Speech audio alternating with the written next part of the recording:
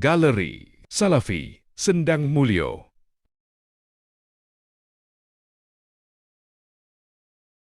Bagaimana menjaga niat untuk terus lurus untuk Allah? Jazakallahu khairan wa antum jazak khairan. Masya Allah. Pertanyaan yang berat.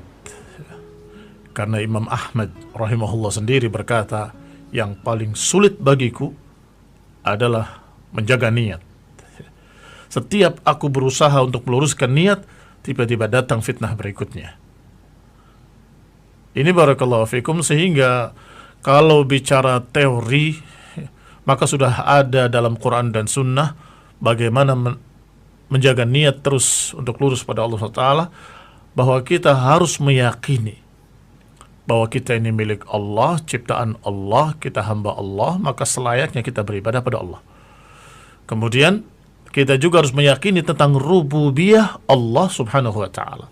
Rububiyah artinya kekuasaan Allah, bahwa Allah maha kuasa, maha memiliki, maha pencipta, maha menentukan, maha menakdirkan, sehingga kita nggak punya harapan lain kecuali pada Allah. Artinya dengan keyakinan yang bertambah, akidah yang semakin kokoh, otomatis dia akan semakin ikhlas. Kenapa dia berharap yang lain kalau dia tahu semua takdir ditentukan oleh Allah? Mengapa dia ada keinginan-keinginan untuk mendapatkan dunia kalau Allah Subhanahu wa taala sudah memberitakan tentang akhirat? Tetapi barakallahu fikum, untuk meluruskan niat-niat tersebut, hendaklah kita berusaha untuk menambah ilmu tentang Allah dan nama-namanya dan sifat-sifatnya dan juga amal-amalnya dan semuanya. Kita pelajari akidah tauhid, karena dengan bertambahnya ilmu akan bertambah keyakinan. Dengan bertambahnya keyakinan akan semakin ikhlas kita semua, insyaallah biidznillah ta'ala. Berikutnya, apakah hukum video call? Jazakumullah khairan, Pak. Barakallahu fikum.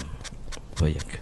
Nah, sebagian ulama membolehkan dengan syarat tidak direkam, yakni yazul, saat itu saja terlihat, kemudian setelah itu hilang. Nah, sebagaimana pernah ditanyakan kepada beberapa ulama seperti Syekh Shalal Fauzan, wallahu taala a'lam. Pertanyaan berikutnya, Afwan Ustaz, saya penuntut ilmu, ingin menyebarkan agama, tapi kepada Allah kadang keliru dalam bersikap, tidak sesuai dengan al-haq. Di sisi lain, Anda ingin memberikan manfaat kepada masyarakat sekitar Anda yang banyak. Mohon bimbingannya Ustaz, mana yang lebih selamat untuk Anda?